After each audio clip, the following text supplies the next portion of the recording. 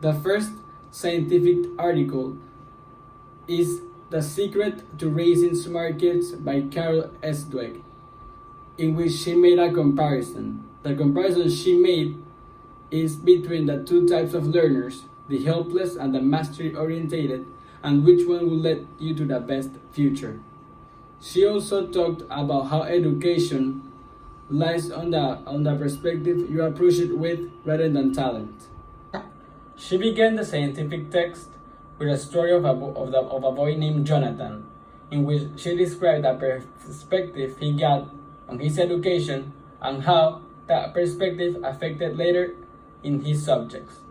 She also included evidence as a study she made in order to prove her central idea.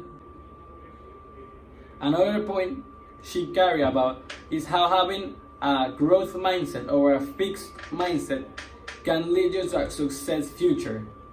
And she explains how this idea is connected with her first central idea.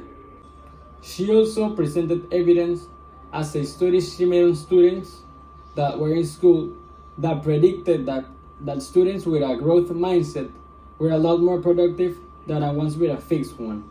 She also explained that this type of mindset, the growth one, will help you not only in educational things but in personal things too. The second story is written by two American politicians called A Right to Choose Single-Sex Education, in which they looked for the conservation of this type of education. They also think there's no logical way in order to remove this, and they present evidence in order to prove their point, and also they made their opinion validate so readers can approve also their argument. They also talked about how taking this type of classes is a way to excel from some students. They made a study in a school in which they got percentages that talked about how taking these classes improved their grades.